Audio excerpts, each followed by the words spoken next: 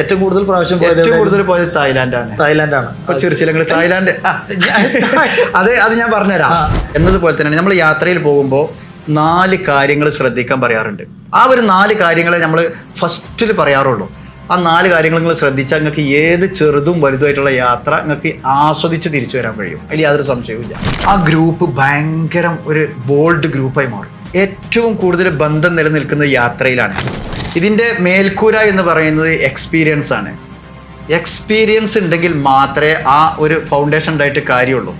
ഒരു കൊല്ലം മുന്നേ ഉണ്ടായിരുന്ന ഒരു സ്ഥാപനം ഇന്ന് അവിടെ ഉണ്ടായിട്ടുണ്ടാവില്ല. അതൊക്കെ ഇതിൻ്റെ ഒപ്പം നിങ്ങൾ ഈ ചോദിച്ചതിൻ്റെ ഒരു ഒറ്റ കാരണം. ഒന്നാമത് ആളുകൾ കൂടുതൽ എക്സ്പീരിയൻസ് ആകാൻ താല്പര്യപ്പെടുന്നില്ല. അപ്പോൾ നേരത്തെ പറഞ്ഞ പോലെ ദിവസേന ഈ ഉംറക്ക് ആളുകളെ ഇവിടുന്ന് അയക്കാൻ പറ്റുന്ന, അവർ ഉംറ ചെയ്ത് സന്തോഷത്തോടു കൂടി മടങ്ങി വരുന്നു, അവരുടെ ഭാഗത്ത് നിന്ന് കിട്ടുന്ന സന്തോഷകരമായിട്ടുള്ള മറുപടികൾ കാര്യങ്ങളൊക്കെ ഇതൊന്നും ഞാൻ സ്വന്തമായിട്ട് ചെയ്യുകയാണെങ്കിൽ എനിക്ക് കിട്ടും. എന്നിട്ട് സാലറി നമ്മളെ പുറകെ ഇങ്ങോട്ട് വരണം. നിങ്ങൾക്ക് ഞാൻ അത്ര സാലറി തരാം, നിങ്ങൾ ഇവിടെ നിൽക്കുക എന്ന് പറഞ്ഞ സാലറി നമ്മളെ പുറകെ വരണം. മറ്റുള്ളവർക്ക് പ്രചോദനമാകാൻ വേണ്ടി കിയാസ്കോ ബിസിനസ് ലോഞ്ച് നടത്തുന്ന സക്സസ് സ്റ്റോറി യാത്രയിൽ ഇന്ന് നമ്മൾ എത്തിയിട്ടുള്ളത് ഒരു സ്പെഷ്യൽ ഗസ്റ്റിൻ്റെ അടുത്താണ്. ട്രാവൽ ആൻഡ് ടൂറിസം എന്നുള്ളത് നമുക്ക് വളരെ വ്യാപകമായിട്ട് ഇന്ന് എല്ലാവർക്കും അറിയുന്ന കാര്യമാണ്. പക്ഷേ ഇതിനെക്കുറിച്ചൊക്കെ അറിയുന്ന ആളുകൾ അറിയുന്നതിന് മുമ്പ് തന്നെ ഇതൊക്കെ ഒരു ബിസിനസ്സായിട്ട് പടർന്നു പന്തലിച്ച് ഒരു ഗ്രൂപ്പായിട്ട് മാറിയ ഒരു കഥ പറയാൻ പറ്റുന്ന ഒരു ബ്രാൻഡ്. ആ ബ്രാൻഡിൻ്റെ management executive mister Shabeer Khan.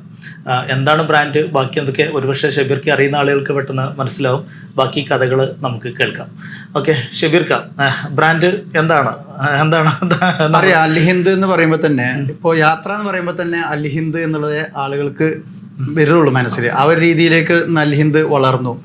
ഇപ്പോൾ ഏറ്റവും ഫൈനൽ സ്റ്റേജിൽ എത്തിയിരിക്കുന്നത് ഒരു വിമാനം തന്നെ, അൽ ഹിന്ദ് എയർ എന്ന് പറഞ്ഞിട്ട് ഒരു വിമാനം തന്നെ വരാൻ പോവുകയാണ്. ഇപ്പോൾ 2 മാസം കൊണ്ട് അത് നമ്മുടെ കേരളത്തിൽ പറക്കാൻ തുടങ്ങും. അൽ ഹിന്ദ് മാറ്റങ്ങളിലേക്ക് തീർച്ചയായിട്ടും. അൽ ഹിന്ദ് മറ്റെന്തെല്ലാം തരത്തിലുള്ള സ്ഥാപനങ്ങളാണ് അൽ ഹിന്ദിന്റെ ഇപ്പോൾ നമ്മുടെ യാത്രാ സംബന്ധമായിട്ട് പറയുകയാണെന്നുണ്ടെങ്കിൽ അൽ ഹിന്ദിന്റെ കീഴിൽ തന്നെ നമ്മുടെ അൽ ഹിന്ദ് അക്കാദമി ഉണ്ട്. നമ്മൾ ഈ ഫീൽഡിലേക്ക് വരാൻ ഇപ്പോൾ എയർപോർട്ട് ഏവിയേഷൻ കോഴ്സ്, അതേപോലെ അയാട്ട ട്രാവൽസിൽ ജോലി ചെയ്യുന്നുണ്ടെങ്കിൽ, വിദേശങ്ങളിൽ ട്രാവൽസിൽ ജോലി ചെയ്യണമെന്നുണ്ടെങ്കിലൊക്കെ ഉള്ള അൽ ഹിന്ദിൻ്റെ അക്കാദമി ഉണ്ട്. അതേപോലെ തന്നെ ഇപ്പോൾ ഏറ്റവും ട്രെൻഡായിരിക്കുന്നതാണ് വിദേശങ്ങളിൽ പോയിട്ട് പഠിക്കുക എന്നുള്ളത്, സ്റ്റഡി അബ്രോഡ്. അത് അൽ ഹിന്ദിൻ്റെ ഒരു ഭാഗമാണ്. പിന്നെ ചെറിയ യാത്ര മുതൽ, അതായത് ഇപ്പോൾ നമ്മുടെ ഒരു ദിവസത്തെ യാത്ര മുതൽ, ഹോട്ടൽ ബുക്കിംഗ് മുതൽ, നമ്മൾ ദിവസങ്ങളുള്ള ഡൊമസ്റ്റിക് ആയിട്ടും ഇൻ്റർനാഷണൽ ആയിട്ടുള്ള ടൂർ പാക്കേജുകൾ, പിന്നെ ഏറ്റവും കൂടുതൽ ഇപ്പോൾ ഇന്ന് വിദേശത്ത് ജോലി ചെയ്യുന്നവർക്ക് ആവശ്യമുള്ള സർട്ടിഫിക്കറ്റ് അറ്റസ്റ്റേഷൻ, അതിൻ്റെ ഒരു ഒട്ടുമിക്ക ലൈസൻസുകളും അൽ ഹിന്ദിന് മാത്രമായിട്ടുള്ളതാണ്, അറ്റസ്റ്റ് ചെയ്യാനുള്ള കാര്യങ്ങളൊക്കെ ഉള്ളത്. അതൊക്കെ ഇന്ന് നമ്മുടെ ഈ ഒരു കീഴിൽ തന്നെ വന്നുകൊണ്ടിരിക്കുന്നുണ്ട്. ഇതിലൊക്കെ ഏറ്റവും മുഖ്യമായിട്ട് പറയാനുള്ളത്, നമ്മൾ ഏറ്റവും ഇന്നും തിളങ്ങി നിൽക്കുന്നത് നമ്മൾ ഹജ്ജ് ഉംറ മേഖലയിലാണ്. ഏറ്റവും കൂടുതൽ ആളുകൾക്ക് ഉംറ എന്നൊക്കെ പറഞ്ഞു കഴിഞ്ഞാൽ ഇപ്പോൾ നമുക്ക് തന്നെ ചിലപ്പോൾ ആശ്ചര്യം കേൾക്കുന്നവർക്ക് ദിവസേന ഉംറ പാക്കേജുകൾ പോയിക്കൊണ്ടിരിക്കുക. ഒരു വെള്ളി ഒഴികെ ഏകദേശം എല്ലാ ദിവസങ്ങളിലും അൽ ഹിന്ദിൻ്റെ ഉംറ പാക്കേജുകൾ പോയിക്കൊണ്ടിരിക്കുന്നു. ഹജ്ജിനായാലും തന്നെ ഏറ്റവും കൂടുതൽ ആളുകളെ ഇന്ന് നമ്മൾ ഇവിടുന്ന് കൊണ്ടുപോകുന്നത്, സ്വകാര്യ ഹജ്ജ് ഗ്രൂപ്പ് മുഖേന കൊണ്ടുപോകുന്നത് നമ്മളെ അൽ ഹിന്ദ് തന്നെ. ഗുഡ്. ഓക്കെ, ഷബീർക്കയുടെ ഈ ഒരു ട്രാവൽ ആൻഡ് ടൂറിസം മേഖലയിലേക്കുള്ളൊരു വരവ് ഏത് സമയത്തായിരുന്നു? ഞാൻ 96-ലാണ് +2 കഴിഞ്ഞിട്ട് നേരെ, അന്ന് +2 ഫസ്റ്റ് വരികയാണ്. +2 കഴിഞ്ഞ ഉടനെ തന്നെ ഞാൻ അപ്രതീക്ഷിതമായിട്ടാണ് ഈ ഒരു ഫീൽഡിലേക്ക് വരുന്നത്. താല്പര്യപ്പെട്ട് വന്നതല്ല? അല്ല, താല്പര്യപ്പെട്ടില്ലല്ലോ ഒരിക്കലും തന്നെ. ഞാൻ ആദ്യം ഒരു ആർട്ടിസ്റ്റ് പരമായിട്ട് പോകണം, ചിത്രം വരക്കുന്ന ഒരു മേഖലയിലായിരുന്നു. അപ്പോൾ അവിടുന്ന് എനിക്ക് കഴുത്തിന് ഒരു ഓപ്പറേഷൻ ചെയ്യേണ്ടി തോന്നുന്നു. അപ്പോൾ ഇതിൽ നിന്ന് കുറച്ച് വിട്ട് നിൽക്കാൻ വന്നു. ഈ പെയിൻറ്റിൻ്റെ റിയാക്ഷനൊക്കെ പോകാൻ ഉള്ളത് കൊണ്ടാണ്. അപ്പോൾ ഒരു 6 മാസം വിട്ട് നിൽക്കാൻ പറഞ്ഞു. ആ 6 മാസം വെറുതെ ഇരിക്കണ്ടല്ലോ എന്ന് വിചാരിച്ചിട്ട് കോഴ്സിന് പോയി ചേർന്നതാണ്. ആ കോഴ്സ് കഴിഞ്ഞോട് കൂടിയിട്ട് 6 മാസത്തെ കോഴ്സ് കഴിഞ്ഞോട് കൂടിയിട്ട് നേരെ ട്രാവൽസിൽ നമ്മളൊരു ട്രെയിനിയായിട്ട് കയറി കോഴിക്കോട്. പിന്നെ 96 മുതൽ ഈ ഒരു ഫീൽഡിൽ അത് ഇഷ്ടമായി മാറി. പിന്നെ ട്രാവൽസ് ഇഷ്ടമായി, പിന്നെ യാത്രയോട് ഇഷ്ടമായി, യാത്രകളോട് ഇഷ്ടമായി. അങ്ങനെ ഈ ഒരു മേഖലയിൽ അങ്ങനെ യാദൃശ്ചികമായി എത്തിപ്പെട്ടു. പിന്നെ ഇതിൽ നിന്ന് വിട്ടുപിരിയാൻ പറ്റാത്ത രീതിയിൽ യാത്രയെ പ്രണയിച്ചു പോയി. വിട്ടുപിരിയാൻ പറ്റാത്ത ഇടപഴകി. സത്യം പറഞ്ഞാൽ അങ്ങനെ. ഓക്കെ, ശരിക്കും ഈ ഒരു ട്രാവൽ ആൻഡ് ടൂറിസം മേഖലയിൽ അന്ന് വേറെ കൂടുതൽ സ്ഥാപനങ്ങളൊക്കെ ഇല്ല. അപ്പൊ വളരെ കുറവേ ഉള്ളൂ. അത് അന്നൊരു പോസിറ്റീവ് ആയിരുന്നില്ല നമുക്ക് സ്ഥാപനം മുന്നോട്ട് പോകുന്നതിൽ? തീർച്ചയായിട്ടും. അന്നൊക്കെ എന്ന് പറഞ്ഞു കഴിഞ്ഞാൽ യാത്ര, ഇപ്പൊ ഈ ടൂർ എന്ന് പറഞ്ഞാൽ നമ്മളെ മലബാർ ഏരിയയിലൊക്കെ ഇങ്ങനെ ഗ്രൂപ്പായിട്ട് കൊണ്ടുപോകുന്നത് വേറൊരു ഗ്രൂപ്പുകളില്ലായിരുന്നു. ഇന്നിപ്പോൾ ഇഷ്ടംപോലെ വന്നു. പക്ഷെ അന്നൊക്കെ നമ്മൾ കൊണ്ടുപോകുക എന്ന് പറഞ്ഞാൽ, നമ്മളൊരു യാത്ര പോവുക എന്ന് പറഞ്ഞു കഴിഞ്ഞാൽ തന്നെ അത് ഒരു പല ഭാഗങ്ങളിൽ നിന്നായിരുന്നു. അതായത് തിരുവനന്തപുരം മുതൽ കാസർഗോഡ് വരെയുള്ള ആളുകൾ നമ്മൾ ആശ്രയിച്ചിട്ട് ഇവിടെ എത്താറുണ്ടായിരുന്നു ഗ്രൂപ്പിൽ പോകാൻ. ഇന്നും ആ ബന്ധങ്ങൾ നിലനിൽക്കുന്നുണ്ട് കേട്ടോ. അതുകൊണ്ടാണ് നമ്മളെ പിന്നെ എനിക്ക് യാത്ര പോവുക എന്നുള്ളതല്ല ഇപ്പോൾ എൻ്റെ മനസ്സിലുള്ള കുറേ സ്ഥലങ്ങൾ കാണുന്നുള്ളതല്ല, കുറേ ആളുകളെ യാത്രയാക്കുക എന്നുള്ളതാണ്. കുറേ ആളുകൾക്ക് യാത്രക്കുള്ള സൗകര്യങ്ങൾ ചെയ്തു കൊടുക്കുക, അവരെ ഈ സ്ഥലങ്ങളൊക്കെ കാണിക്കുക. ഇന്നും ഞാനതൊരു പാഷനായിട്ട് കാണുന്നതുകൊണ്ട് തന്നെ അവരെ കൂടെ പോകുന്നതിന് എനിക്കൊരു മടിയില്ല. എന്നും ഞാൻ ഗ്രൂപ്പ് പോകുമ്പോൾ അവരെ കൂടെ ഗ്രൂപ്പിൻ്റെ കൂടെ അവരെ ഒരു ടൂർ മാനേജറായിട്ട് അവർക്ക് വേണ്ട കാര്യങ്ങൾ ചെയ്തു കൊടുക്കാൻ അവരെ കൂടെ യാത്ര ചെയ്യാറുണ്ട്. അൽഹിന്ദിൻ്റെ ഒരു സ്പെഷ്യാലിറ്റി ആയിട്ട്, അതായത് മറ്റു ഒരുപാട് ടൂർ പാക്കേജുകളും കാര്യങ്ങളാണ്. അപ്പോൾ നമ്മുടേതായിട്ടുള്ള ഒരു യൂണീക്നെസ് എന്തെങ്കിലും സംഭവം അൽഹിന്ദിൻ്റെ സ്പെഷ്യാലിറ്റി ആയിട്ട് എന്തെങ്കിലും സംഭവം കൊണ്ടുവരാൻ ശ്രദ്ധിച്ചിട്ടുണ്ടായിരുന്നു? തീർച്ചയായിട്ടും നമ്മളതിലുള്ള മെയിനായിട്ടുള്ള ഈ ഹോളി ലാൻഡ്, ഇപ്പോൾ ഈ ഖുർആൻ ചരിത്ര ഭൂമികളിലൂടെ എന്ന് പറഞ്ഞിട്ട് ഈ ഒരു മുസ്ലിം ഹോളി ലാൻഡ് യാത്ര ഉണ്ടായിരുന്നു. ഇപ്പോൾ അവിടെ യുദ്ധം കാര്യങ്ങളൊക്കെ ആയിട്ട് ഇസ്രായേലിൽ ഇപ്പോൾ നമ്മൾ കൂടുതൽ യാത്രയില്ല. അതിൽ ഏറ്റവും പ്രധാനപ്പെട്ടായിരുന്നു ഈജിപ്ത്, ഇസ്രായേൽ, ജോർദാൻ, ഫലസ്തീൻ യാത്ര. അത് തുടക്കമിട്ട് തന്നെ നമ്മൾ അൽഹിന്ദാണ്. ഇതിൻ്റെ അന്നൊക്കെ നമ്മൾ ഒരു മാസത്തിൽ ഒന്ന് എന്ന് പറഞ്ഞ പോലെയൊക്കെ നമ്മൾ ആ ഒരു യാത്ര സംഘടിപ്പിച്ചിരുന്നു. അത് അങ്ങനത്തെ പുതിയ പുതിയ യാത്രകൾ നമ്മൾ കൊണ്ടുവരുന്നു. അതേമാതിരി കോവിഡ് സമയത്ത് ഒരാളും വിദേശങ്ങളിലേക്ക് പോകാൻ വളരെ പ്രയാസപ്പെട്ട് കൊണ്ടിരിക്കുന്ന സമയത്ത് പല രാജ്യങ്ങളിലൂടെ, കസക്കിസ്ഥാന്, ഉസ്ബെക്കിസ്ഥാന്, ഇങ്ങനെയുള്ള രാജ്യങ്ങളിലൂടെയൊക്കെ ആയിരുന്നു നമ്മൾ വിദേശങ്ങളിലേക്ക് ആളുകൾ എത്തിച്ചു കൊടുത്തത്. അതൊക്കെ ജനങ്ങൾക്ക് അന്നും അതിൽ നന്ദി കാണിക്കുന്ന ആളുകൾ ഇന്നും വിളിച്ചിട്ട് അതിൻ്റെ ആ സൗകര്യം ചെയ്തു കൊടുത്തതിൻ്റെ സന്തോഷം എപ്പോഴും പങ്കുവെക്കാറുണ്ടല്ലേ. ഷബീർ എന്നുള്ളൊരു പേര് അതിനോടൊപ്പം എപ്പോഴും അൽഹിന്ദ് എന്നുള്ള ഇപ്പോൾ കൂട്ടി വെച്ചിട്ട് എത്ര വർഷത്തോളമായിട്ടുണ്ടാവും ഇപ്പോൾ? തീർച്ചയായിട്ടും ഞാൻ നേരത്തെ പറഞ്ഞത് 96 ഞാൻ ഈ ഒരു ഫീൽഡിലേക്ക് വരുന്നത്. 4 വർഷം ഞാൻ കോഴിക്കോട് ബേസ് ചെയ്തിട്ട് ഓഫീസുകളിൽ 2-3 ഓഫീസുകളിലായിരുന്നു ജോലി ചെയ്തിരുന്നത്. കാരണം എക്സ്പീരിയൻസ് ആക്കുക എന്നുള്ളതാണ് ലക്ഷ്യം ഈ ഒരു ഫീൽഡിനെ കുറിച്ചിട്ട്. അതിനുശേഷം 2000 നമ്മുടെ അക്ബർ ട്രാവൽസിൻ്റെ ബ്രാഞ്ച് കോട്ടക്കൽ ആദ്യമായിട്ട് ഉദ്ഘാടനം ചെയ്യുന്നത് 2000 വർഷത്തിലാണ്, ഒക്ടോബറിൽ. ആ സമയത്ത് അവിടുത്തെ ഒരു കൗണ്ടർ സൂപ്പർവൈസറായിട്ടാണ് ഞാൻ വരുന്നത്. 2000 മുതൽ 2008 വരെ ഞാൻ അക്ബറിൻ്റെ കൂടെയായിരുന്നു. ഇന്നും ആ ബന്ധം നിലനിർത്തുന്നുണ്ട്, യാതൊരു കുഴപ്പമില്ല. 2008 ഞാൻ സ്വന്തമായിട്ടൊരു ഓഫീസ് തുടങ്ങണമെന്ന് ആലോചിച്ച് നിൽക്കുന്ന സമയത്താണ് അൽഹിന്ദുമായിട്ട് ഞാൻ ബന്ധപ്പെടുന്നതും. അങ്ങനെ അൽഹിന്ദ് എന്ന് പറയുന്ന ഒരു വലിയ സ്ഥാപനം അന്ന് വളർന്നു വരുന്ന സമയമാണ്.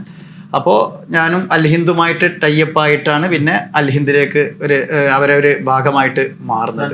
2008 മുതൽ ഇന്ന് ഒരുപാട് വർഷം അല്ലേ, ഏകദേശം ഇപ്പോൾ ഒരു 2008 എന്ന് പറയുമ്പോൾ ഒരു 17 വർഷം പോലെ ആയിട്ട് ഇപ്പോൾ കണ്ടിന്യൂ. അതെ, നമുക്ക് എപ്പോഴെങ്കിലും അതിൽ നിന്ന് മാറിയിട്ട് സ്വന്തമായിട്ടൊരു ബ്രാൻഡ് ക്രിയേറ്റ് ചെയ്യണമെന്ന് തോന്നിയിട്ടുണ്ടോ? ഇഷ്ടംപോലെ ആളുകൾ എപ്പോഴും പറയുന്നൊരു കാര്യമാണ്, എന്തുകൊണ്ട് സ്വന്തമായിട്ട് തുടങ്ങിക്കൂടാ, അല്ലെങ്കിൽ പ്രത്യേകിച്ച് ഞങ്ങളുടെ ഫീൽഡിൽ മറ്റുള്ള ബിസിനസ് തുടങ്ങുന്ന പോലെയല്ല. ഞങ്ങൾക്ക് തുടങ്ങണമെന്നുണ്ടെങ്കിൽ ഒരു ഇൻവെസ്റ്റ്മെൻറ്റും വേണ്ട ഒരു കമ്പ്യൂട്ടർ മാത്രം മതി സത്യം പറഞ്ഞു കഴിഞ്ഞാൽ. അപ്പോൾ കൂടുതൽ നേരെ മറിച്ച് ഒരു ഷോപ്പൊക്കെ തുടങ്ങുകയാണെന്നുണ്ടെങ്കിൽ അതിൻ്റെ സ്റ്റോക്ക് വേണം, അതിൻ്റെ ഇൻറ്റീരിയർ വേണം, ഡെക്കറേഷൻ വേണം, ഭയങ്കര ഒക്കെ വേണം. പക്ഷെ ഞങ്ങളെ സംബന്ധിച്ച് ഒരു ട്രാവൽസ് തുടങ്ങണമെങ്കിൽ ഒന്നും വേണ്ട. പക്ഷെ എന്നാലും എനിക്ക് സ്വന്തമായിട്ട് തുടങ്ങണം എന്ന് ഇതുവരെ എൻ്റെ മനസ്സിൽ സ്വന്തമായിട്ട് തുടങ്ങുക എന്നുള്ളൊരു ആശയം അങ്ങനെ വന്നിട്ടില്ല. കാരണം ഞാൻ ഏതെങ്കിലും നല്ലൊരു കമ്പനിയുമായിട്ട് കൊളാബറേറ്റ് ചെയ്തിട്ട് മുന്നോട്ട് പോവുക എന്നുള്ളതാണ്. കാരണം 2 ശക്തികൾ കൂടുമ്പോഴാണ് അത് വലിയൊരു ശക്തിയായിട്ട് മാറുന്നത്. അങ്ങനെ ഒരു തോന്നൽ വരാൻ കാരണം അങ്ങനെ എന്തെങ്കിലും പാഠങ്ങളോ അനുഭവങ്ങളോ അല്ലെങ്കിൽ നമ്മുടെ ജീവിതത്തിൽ പഠിച്ച എന്തെങ്കിലും കാര്യങ്ങൾ എന്തെങ്കിലും ഉണ്ടോ അതുമായിട്ട് ബന്ധപ്പെട്ട്? ഇഷ്ടംപോലെ നമുക്ക് നമ്മുടെ ഈ ഒരു ഇപ്പോഴത്തെ ഒരു ഈ കാലഘട്ടത്തിൽ തന്നെ നമുക്ക് മനസ്സിലാക്കാൻ പറ്റും. അങ്ങനത്തെ പല കമ്പനികളുണ്ട്. 2 കമ്പനികൾ കൊളാബറേറ്റ് ചെയ്ത് വരുമ്പോൾ അത് വലിയൊരു കമ്പനിയായിട്ട് മാറും. സ്വന്തമായിട്ട് ചെയ്താൽ അതൊരു ബ്രാൻഡാണ്, അത് അതിൻ്റെ വേറൊരു വശമാണ്. പക്ഷെ ഞാൻ മനസ്സിലാക്കിയത് ഇന്നിപ്പോൾ ഈ ഒരു ഹജ്ജ് ഉംറ മേഖലയിലൊക്കെ ഇന്ന് തിളങ്ങി നിൽക്കുന്നത് അൽഹിന്ദ്. നമ്മൾ സ്വന്തമായിട്ടൊരു സ്ഥാപനം തുടങ്ങിയിട്ടുണ്ടെങ്കിൽ എനിക്കിന്ന് ഹജ്ജ് ഉംറ മേഖലയിലോ അല്ലെങ്കിൽ ഞാൻ എല്ലാ വർഷവും ഹജ്ജിന് പോകുന്നുണ്ട്. ഹജ്ജിന് പോവുക എന്നുള്ളത്, ഹജ്ജ് ചെയ്യാം എന്നുള്ളത് ഒരു ചെറിയൊരു ഭാഗം മാത്രമേ ഉള്ളൂ ഇതിൽ. കാരണം കൊല്ലം എല്ലാ വർഷവും ഹജ്ജ് ചെയ്യണം എന്നുള്ളതല്ലോ. ഒരു പ്രാവശ്യം ഒരാൾക്ക് ഒരു ഹജ്ജ് ചെയ്താൽ തന്നെ ധാരാളമാണ്. പക്ഷെ നമ്മൾ എല്ലാ വർഷവും ഹജ്ജിന് പോകാൻ അവസരം കിട്ടുന്നത് അവിടെ 2000-ഓളം വരുന്ന ഹാജിമാർക്ക് സേവനം ചെയ്യാൻ പറ്റുക എന്നുള്ളതാണ്. ഒരു ഹജ്ജ് ചെയ്യുന്നതിലേറെ ഏറ്റവും വലിയൊരു കാര്യമായിട്ട് കണക്കൂട്ടുക. അതിനുള്ളൊരു അവസരം കിട്ടി ഞാൻ അൽഹിന്ദിൽ വന്നുകൊണ്ടാണ്. ഞാനിന്ന് സ്വന്തമായിട്ട് തുടങ്ങുകയാണെങ്കിൽ എനിക്ക് ഈ ഒരു അവസരം കിട്ടൂല, ഒരിക്കലും കിട്ടൂല. അപ്പോൾ ഞാൻ നേരത്തെ പറഞ്ഞ പോലെ ദിവസേന ഈ ഉംറക്ക് ആളുകളെ ഇവിടുന്ന് അയക്കാൻ പറ്റുന്ന, അവർ ഉംറ ചെയ്ത് സന്തോഷത്തോടു കൂടി മടങ്ങി വരുന്നു, അവരുടെ ഭാഗത്ത് നിന്ന് കിട്ടുന്ന ആ സന്തോഷകരമായിട്ടുള്ള മറുപടികൾ കാര്യങ്ങളൊക്കെ ഇതൊന്നും ഞാൻ സ്വന്തമായിട്ട് ചെയ്യുകയാണെങ്കിൽ എനിക്ക് കിട്ടൂലായിരുന്നു. എനിക്ക് ചെയ്യാൻ പറ്റും 4 ടിക്കറ്റ് ചിലപ്പോൾ എനിക്ക് ഓൺലൈനിൽ നിന്ന് എടുക്കാൻ പറ്റും, അതൊന്ന് നിങ്ങൾക്ക് കൊടുക്കുക, പുറത്തുനിന്ന് ആർക്കും കൊടുക്കുക. അതുകൊണ്ട് ഈ ശക്തിയോട് കൂടെ നിൽക്കുമ്പോൾ ഒരു വലിയ രണ്ട് ശക്തികളോടും കൂടുമ്പോൾ എന്നെ സംബന്ധിച്ച് ഞാൻ ഈ ഒരു ഫീൽഡിൽ അന്ന് ഞാൻ കോട്ടക്കലിൽ അത്യാവശ്യമായിട്ട് ഞാൻ നല്ല കുറച്ച് ആളുകളായിട്ടൊക്കെ നല്ല ബന്ധം ഉണ്ടായതുകൊണ്ട് തന്നെ അൽഹിന്ദ് എന്ന് പറഞ്ഞ സ്ഥാപനം ഞാനും കൂടി കൂടുമ്പോൾ ഉണ്ടാകുന്ന ആ ഒരു ശക്തി എപ്പോഴും നമ്മൾ അതാണ് നോക്കേണ്ടത്. ഓക്കെ, ഞാൻ ചോദിക്കാൻ കാരണം എന്താ വെച്ചാൽ ഇപ്പോൾ സാധാരണഗതിയിൽ ഇപ്പോഴത്തെ ഒരു ട്രെൻഡ് എന്ന് പറയുന്നത് എവിടെയെങ്കിലും ഇങ്ങനെ കുറച്ച് വർക്ക് ചെയ്ത് കഴിഞ്ഞ് എന്തെങ്കിലും പഠിച്ചു കഴിഞ്ഞാൽ സ്വന്തമായിട്ട് എന്തെങ്കിലും തുടങ്ങാന്നുള്ള ഒരു ഇതിലേക്ക് എടുത്തുചാട്ടം ഇന്നത്തെ തലമുറയിൽ ഏറ്റവും കൃത്യമായിട്ട് വിഷയമൊന്നും ഉണ്ടാവണമെന്നില്ല, എടുത്തുചാട്ടം കൂടുതലാണ് അല്ലേ? മാത്രം ഒരു വർഷം കൊണ്ട് അത് അവിടെ ഉണ്ടാവും, പിന്നെ ഒരു വർഷം കൊണ്ട് പൂട്ടിട്ട് കാണുന്നതാണ്. നമുക്ക് ഇന്ന് നമ്മൾ ഒരു റോഡിന്റെ ആ ഒരു റോഡിന്റെ അറ്റം മുതൽ മറ്റേ അറ്റം വരെ നമുക്കൊന്ന് സഞ്ചരിച്ചാൽ തന്നെ നമുക്ക് അറിയാൻ പറ്റും ഒരു കൊല്ലം മുന്നേ ഉണ്ടായിരുന്ന ഒരു സ്ഥാപനം ഇന്ന് അവിടെ ഉണ്ടായിട്ടുണ്ടാവില്ല. അതൊക്കെ ഇതിന്റെ ഒപ്പം നിങ്ങൾ ഈ ചോദിച്ചതിന്റെ ഒരു ഒറ്റ കാരണം. ഒന്നാമത് ആളുകൾ കൂടുതൽ എക്സ്പീരിയൻസ് ആകാൻ താല്പര്യപ്പെടുന്നില്ല. അപ്പോഴത്തേനും ഒരു ഷോപ്പിൽ നിന്ന് കഴിഞ്ഞാൽ ഒരു മാസം വർക്ക് അല്ലെങ്കിൽ ഒരു വർഷം മാക്സിമം പോയ ഒരു വർഷം കഴിഞ്ഞാൽ അടുത്ത നാളെ എങ്ങനെ അതേപോലത്തെ ഒന്ന് അപ്പുറത്ത് തുടങ്ങണം എന്ന് ആലോചിച്ച് നോക്കുന്നത്. ഇതിൽ വരുന്ന ഡീമെറിറ്റുകളും മെറിറ്റുകളും ഇതിൽ വരുന്ന നഷ്ടങ്ങളും ലാഭങ്ങളും ഒന്നും തിരിച്ചറിയാനുള്ള പക്വത ആയിട്ടുണ്ടാവില്ല. അതിന് മുമ്പേ സ്ഥാപനം തുടങ്ങിയിട്ടുണ്ടാവും, പിന്നെ അത് പൂട്ടിടുക എന്നല്ലാതെ വേറെ വഴികൾ ഉണ്ടാവില്ല. ഇന്ന് ട്രാവൽ ഫീൽഡിലും അങ്ങനെ തന്നെ ഇഷ്ടംപോലെ ട്രാവൽസുകൾ ദിവസേന എന്ന് പറഞ്ഞ മാതിരി വരുന്നുണ്ട്, അതേപോലെ അത് പോകുന്നുണ്ട്. എന്തായിരിക്കും അതിനൊരു കാരണം എന്ന് പറയുന്നത്? ഏറ്റവും വലിയ കാരണം എക്സ്പീരിയൻസ് ഇല്ല, അതിൻ്റെ കുറവ് തന്നെ. നമ്മൾ ഏതൊരു സ്ഥാപനത്തിലും നമ്മൾ ഏറ്റവും കൂടുതൽ ശ്രദ്ധിക്കേണ്ടത് ഇഷ്ടംമാതിരി കോഴ്സുകൾ നമുക്ക് എല്ലാ മേഖലയിലും ഉണ്ട്. ഇവിടെയൊക്കെ ചേരുന്ന ഈ കുട്ടികൾ എന്താ ചെയ്യുന്നത് വെച്ച് കഴിഞ്ഞാൽ ഈ കോഴ്സിന് പോയിട്ട് ചേരും. ഇവരെ അപ്പോഴത്തെ മനസ്സിലുള്ള പ്രതീക്ഷ എന്താണ്? ഈ കോഴ്സിന് ചേരുക, ഒന്നെങ്കിൽ അതും കാലാവധി കുറഞ്ഞ കോഴ്സുകളായിരിക്കും, 6 മാസം 1 ഇയർ അത്രയൊക്കെ ഉണ്ടാവും. ഒരു വർഷം കൊണ്ട് എനിക്ക് ഈ കോഴ്സ് കഴിഞ്ഞ് ജോലി കിട്ടിയാലോ, ശമ്പളം കിട്ടിയാലോ, ശമ്പളം വാങ്ങാലോ എന്നുള്ള പ്രതീക്ഷയിലാണ് ഈ ചെന്ന് ചേരുന്നത്. പക്ഷെ ഒരിക്കലും കുട്ടികൾ മനസ്സിലാക്കുന്നില്ല ഈ കോഴ്സുകളിലൊക്കെ എന്ന് പറഞ്ഞു കഴിഞ്ഞാൽ ഇതിൻ്റെ ഒരു പ്ലാറ്റ്ഫോം മാത്രമേ, ഒരു ഫൗണ്ടേഷൻ മാത്രമാണ്. ഇതിൻ്റെ മേൽക്കൂര എന്ന് പറയുന്നത് എക്സ്പീരിയൻസ് ആണ്. എക്സ്പീരിയൻസ് ഉണ്ടെങ്കിൽ മാത്രമേ ആ ഒരു ഫൗണ്ടേഷൻ ഉണ്ടായിട്ട് കാര്യമുള്ളൂ. അതായത് അവിടെ ഫൗണ്ടേഷനായിട്ട് അവിടെ ഇരിക്കുള്ളൂ, അത് ആ ഒരു ഫുള്ളായിട്ട് എവിടെയും എത്തൂല. അപ്പോൾ അതിൻ്റെ മേൽക്കൂര എന്ന് പറഞ്ഞാൽ എക്സ്പീരിയൻസ് ആണ്. അതായത് നമ്മൾ എക്സ്പീരിയൻസ് ആകുന്നത് വരെ എത്രയാണോ നമുക്ക് എക്സ്പീരിയൻസ് കിട്ടുന്നത് അത്ര നമ്മളിത് ഇന്ന് എക്സ്പീരിയൻസ് ഉണ്ടാക്കണം. അവിടെ നമ്മൾ സാലറീൻ്റെ പുറകെ ഓടാൻ പാടില്ല. ഇന്നത്തെ അവസ്ഥ എന്ന് പറഞ്ഞാൽ കോഴ്സ് കഴിഞ്ഞാൽ അടുത്ത് സാലറീൻ്റെ പുറകെ ഓടുകയാണ്. എവിടുന്നാണോ സാലറി എവിടുന്നാണോ 1000 കൂടുതൽ കിട്ടുന്നത്, അല്ലെങ്കിൽ സാലറി എവിടുന്നാണോ കിട്ടുന്നത് അങ്ങോട്ടാണ് ഓടുന്നത്. ഇതെനിക്ക് എക്സ്പീരിയൻസ് ആക്കണം, അല്ലെങ്കിൽ ഇതിനെക്കുറിച്ച് എനിക്ക് പഠിക്കണം, എന്നിട്ട് എനിക്ക് നന്നായിട്ട് വർക്ക് ചെയ്ത് കാണിച്ചു കൊടുക്കണം, എന്നിട്ട് സാലറി നമ്മളെ പുറകെ ഇങ്ങോട്ട് വരണം. നിങ്ങൾക്ക് ഞാൻ അത്ര സാലറി തരാം, നിങ്ങൾ ഇവിടെ നിൽക്കുക എന്ന് പറഞ്ഞാൽ സാലറി നമ്മളെ പുറകെ വരണം. അപ്പോഴേ യഥാർത്ഥ ഒരു സാലറി വാങ്ങുന്ന ഒരു വ്യക്തിയായി മാറാൻ വഴിയുള്ളൂ. ഇപ്പോഴത്തെ കുട്ടികൾക്ക് അതിനുള്ളൊരു ക്ഷമ ഉണ്ട് തോന്നുന്നുണ്ടോ? തീർച്ചയായിട്ടും. ഇന്നത്തെ പിള്ളേരൊക്കെ സാലറിന്റെ പുറകെ അങ്ങോട്ട് ഓടുകയാണ്. സാലറി നമ്മളെ പുറകെ ഇങ്ങോട്ട് ഓടി വരണം. അതാണ് ക്ഷമയില്ല, എക്സ്പീരിയൻസ് ആകാനുള്ള ക്ഷമ. ഇന്ന് ഈ ബിസിനസ് സ്ഥാപനങ്ങളൊക്കെ പൂട്ടുന്നതിന്റെ ഏറ്റവും വലിയ ലക്ഷണം അതാണ്. നമ്മളിവിടെ ബിസിനസ് ഇല്ല എന്ന് പറയുന്നതിന്റെ ഏറ്റവും വലിയ ലക്ഷണം അതാണ്. കാരണം നമുക്കത് മനസ്സിലാക്കാനോ പഠിക്കാനോ സമയം കിട്ടുന്നില്ല. അതിന്റെ മുമ്പായിട്ട് ചെന്നായിട്ട് ഒരു ഓണ്ടർപ്രണർ ആവുകയാണ്, അല്ലെങ്കിൽ സ്റ്റാർട്ടപ്പ് ചെയ്യാണ്. അത് എവിടെയും എത്താത്തൊരവസ്ഥയ്ക്ക് എത്തുള്ളൂ. ഈ ട്രാവൽ ആൻഡ് ടൂറിസം മേഖലയിലേക്ക് വരുന്നതിന് മുമ്പ് തന്നെ യാത്രയോട് ഭയങ്കരമായിട്ട് ഇഷ്ടമുണ്ടായിരുന്നു അതോ? സത്യം പറഞ്ഞാൽ ഞാൻ നേരത്തെ പറഞ്ഞല്ലോ, ഞാൻ ഈ ഫീൽഡിലോ അല്ലെങ്കിൽ യാത്രമല്ലോ, പക്ഷെ ചെറുപ്പം മുതൽ എനിക്ക് യാത്രകളോട് ഇഷ്ടമായിരുന്നു.